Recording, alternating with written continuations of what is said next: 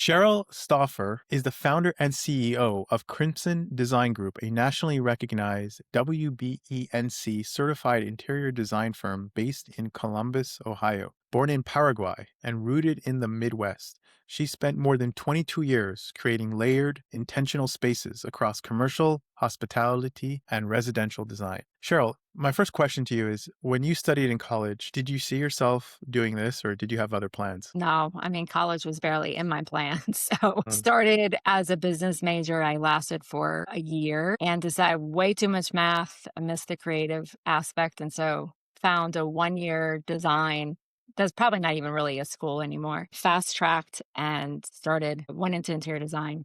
And if I would have listened to my mother in high school, I would have saved myself a lot of pain. But And when you were younger, did you have a particular passion for interior design or oh, something not else entirely? I knew at the age of 12 that I would be my own boss and that I was going to be an entrepreneur. It took me a while to figure out what it was going to be. Well, parents back to the United States, my father was sick. Obviously, we didn't have a lot of money. And so my parents, my mother was like, she just hit the pavement doing whatever she could to make money for the family. And so I think Nice. showing me that grit and going out, really being the oldest of four, it's like, okay, I'm going to make my own path. Like, I'm going to start working. So I started working young. Yeah, no hate to either end of the spectrum, but people stumble across success in really two different ways. Some of them grew up in a lifestyle where they see success around them all the time. Parents are very wealthy and they're Hmm. just in that ecosystem. And then you have other people who understand that it's not a luxury, it's an existential necessity where they don't come Right. from much, but they see what it is to do hard work.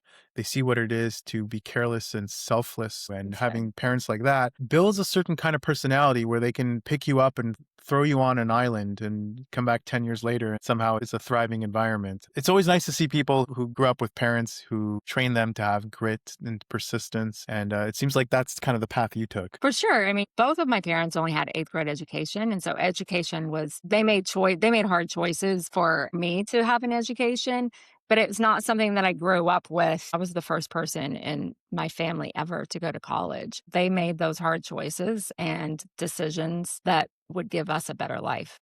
And as a creative, I just don't have the attention span for school. Interesting. Tell me about how you stumbled across your company. Did you kind of tap your toes in the industry and slowly build your way up? No, as soon as I was done with school, I moved to New York City and I wanted to live in a bigger city. And so I worked there for a little while. And then life brought me back to Columbus. And I thought I would be here for a short period of time. And I worked for a design firm and really learned a lot about the construction industry with that company. And after 4 years in, I remember going to Seattle to see a girlfriend. And I'm like, I'm leaving my job. Now is the time to do this. And so it pushed me over the edge and took the courage to do what I always really wanted to do. Yeah, unfortunately, Seattle's the butt of every joke, but it's truly an awesome place, to be honest with you. It is cold, but there's something magical about it. So the gray sky in the morning, that fresh, crispy air. There's something about that place that people who used to live there tend to miss, and I being one of them. So you grew up your whole life, probably had a modest lifestyle as a kid, and then you find yourself in New York City. I want to talk about how like that might have changed your mindset or that feeling you must have got when you first came to New York City. I'll never forget it. It was just this like, I have arrived in a place where I feel like I belong. It's crazy. It's chaotic. I remember walking the entire city looking for a job. Yes, I was dating this British guy who was interning in New York City and talked my one of my good guy friends, who's now my husband, into moving into an apartment with me in New York. And so I got one interview and I was hired by a boutique in Soho. And that's where I started my design career. Very cool. Now tell me about Crimson Design Group. So what is it that you do and how is it going? It's going great. This is going to be our year for momentum, is my word of the year. We're 23 years in, and I started the firm doing mostly residential design. And a couple years into the company, I was working for a client who was a developer, and we started doing all of his apartments along with his houses. And really, that's where the commercial part of our business grew. And thankfully, we're still working with that client. It's been a very successful relationship. And so we do multifamily, large construction projects from the ground up. And we do senior living, hospitality, and residential design. Very cool. And you talk about your unique design philosophy. So describe to me and why it's different than other people in your space. Well, I think it's about the person first, right? Like, who are the people that we're curating the story of their life? It's a design translation of how they are living their life. I think that oftentimes so many designers who, I'm not speaking ill of our industry, but they're so focused on like, it's got to look exactly like this. Like, if you see a space, you know it's that designer or from that firm. For us, it's really like, no, it's about the person that we're designing for. And we do have very like on the technical side, we have classic elements. We love using bold color and pattern. Then through that design, we're creating life and telling a story. What separates you from those around you? That we are bold, that we live with color. We push the envelope, you know, like we're not known to be like doing all white interiors. Like we want to push the Mm, envelope and people out of their comfort zone. We want it to yeah. be memorable. I'd love to talk about like what a life well lived means to people.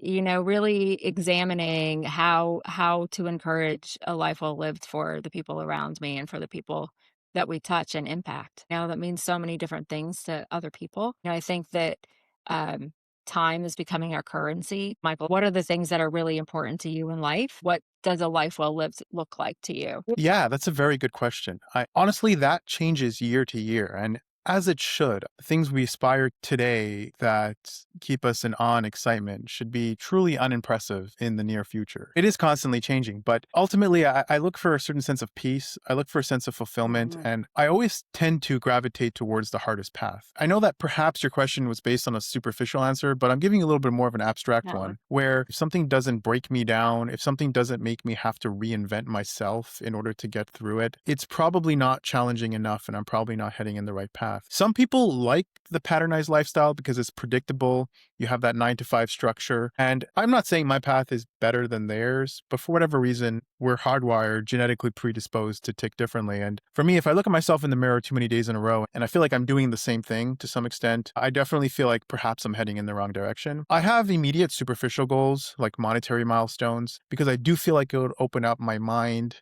and my pathway to success in my network. But truly speaking, what I've come to realize is every Mhm. time I hit those milestones, nothing really changes. You think once you have your beautiful car or you have your awesome apartment or you have a certain number of zeros trailing after your net worth, you start to come to realize that perhaps the things that matter the most are the things that Mhm. you thought didn't matter at all. Spending time with your family, just living in the moment. And I know that sounds trivial and obvious to so many people, but it's a lifelong journey to come to realize that just not worrying about 20 years ahead and just worrying about today is what this is all about. Like we're 20 years ahead planning to conquer the world. And you look at other people who don't have those dreams and you're like, oh man, you're missing out. But sometimes I wonder, hey, is the joke on me? Like those guys are living their life. I resonate with this conversation 100% because, you know, I love change. Like, okay, let's change. Let's keep going. We haven't thrived. Right.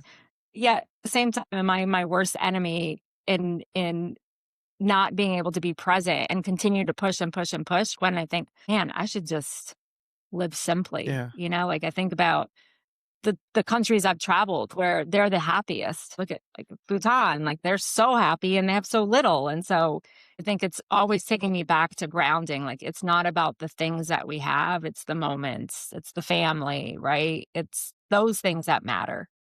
I think there's an illusion of choice we have as people that we think we have agency to make decisions. Hey, do you want to live 9 to 5 or do you want to sweat your life away as an entrepreneur? But I think when it comes down to it, we're not in control of what neurons fire every morning. And there's no reason why we don't just wake up one morning and be like, forget all of this. Let me just get a 9 to 5 job. Let me become that person that when you message them a Friday at 4:30 p.m., they tell you, oh, I can't respond right now. I don't have access to my email. I'll respond to you Monday. Those people who send you those messages and you're like, I don't even understand what you're talking about. We feel like we're in the driver's seat, but ultimately we're Right. not. Somehow I think doing this complicated route and working my life away is what will make me happy. And it just is what it is. That's It's a good. stoic Are you mentality to happy? some Right? extent. Yeah, I would say I'm very happy. But sometimes I wonder what am I running away from something? Why do I always plan so far ahead? It's going to be so much better when I get there. And it feels like it is sometimes, but why don't I be like, I'm here right now and this is awesome? Right. But do you feel like once you've arrived, you're thinking about the next thing, so you can't really Of appreciate course. the moment? True happiness is always an arm's length away, and it's always just out of reach. And I'm kind of okay with that. I'd rather be the smallest person in the room all the time. I'm almost addicted to this underlying sense of anxiety. Oh my God, you have so much to do in such a short period of time. Get to work. And I'm addicted to that rate of change in myself. And to pull back to my point earlier, when I look in the mirror for too many days in a row and I'm doing patternized work, there's no real brain exhaust. Got to shake it up. Got to do something different.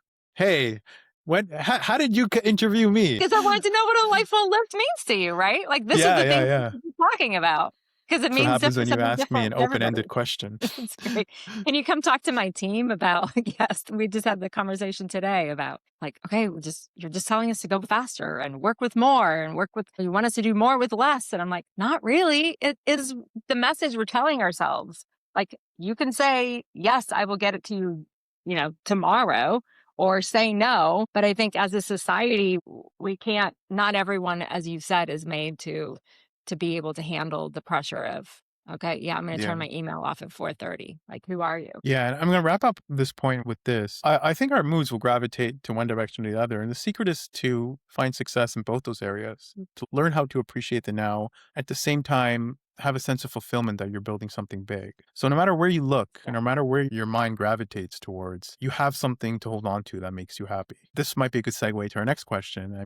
You've been in this for 22 years. What does the 25-year mark look like for you? Good question. My big goal is to make an impact in 30 countries. And so really working on defining what does that look like and what are those 30 countries? And I am ready to explore the world more and make a bigger impact. Whether we have a house of 25 kids in Thailand that we support that were formerly orphaned that we went to visit this summer. And if it's, I went to do micro lending for women across, in India who might not ever be able to financially start a business. So, how can we make an impact globally as well as what we're doing here locally?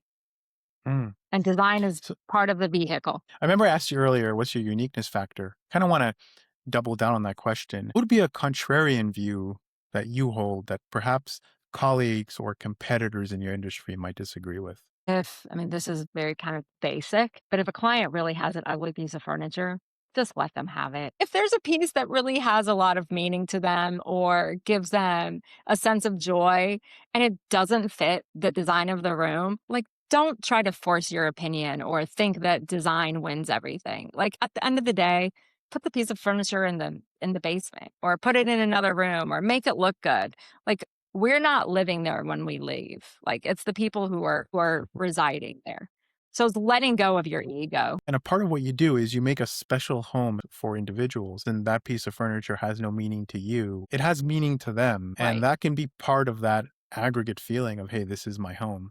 There's definitely a lot more to look into that answer, but I like it. So you took an unconventional route. You didn't take the traditional schooling route. And I'm curious, what advice would you give to your younger self or to those younger professionals? I think feel the fear and do it anyway. Really work through. I call her the bitch between the ears, and she's really loud sometimes. And so, listening to the lies or the narrative that you tell yourself and how that's holding you back and your mindset. So, tell her to shut up, listen, have people really who are close to you in your life tell you who you are, remind you who you are, and then have grit. Like, we need grit. You need to. You need to start at the bottom, do whatever it takes to continue to work your way up. And don't be afraid to get your hands dirty. I think for especially in our career, get up off your desk, go out on a construction site, walk a job, like learn how things are done and don't just hide behind your computer. I love that. Exactly. People think that good luck or a great wish towards your success is that it'll be an easy journey. I think we should wish towards a difficult journey, but having and carve those skills to be able to handle anything that comes our way because it's not the destination. It really is the journey. Wisdom comes Mhm. from that forced environment for self-reflection. We should want the strength to be able to handle that. We avoid change. Yes. We avoid the best things that are for us. It's all cliche, to be honest, but it's the difficult times that are the most meaningful ones. And we just need to learn how to leverage and weaponize those difficulties to make our former self, which got us in these problems, unrecognizable. That's good. Yeah. Unrecognizable. I love that. So, one last philosophical question here. Who have you drawn your inspiration from in life? It could be a specific figure, perhaps a book, to keep those creative juices going. I mean, when I think about a person is my mother, as I was Mm, saying earlier. She was an amazing person and she didn't work until later in her career. And she really talked about, like, taught me what it means to build a good culture and how to build people up around you. And I think that has served me well in life. She's always, there's nothing, I knew I could do anything I put my mind to. She always said, do whatever you want and you can do it. And I think building a culture and having a culture of empowerment versus fear has really served me in my career. amazing. Amazing. Cheryl, how can people get in touch with you? You can go to crimsondesigngroup.com. It's our website, Instagram, Crimson Design Group, email hello@crimsondesigngroup.com. And we would love to hear from you. Awesome. It was a great conversation. Thank you for your time. Yeah, thank you so much. I appreciate it.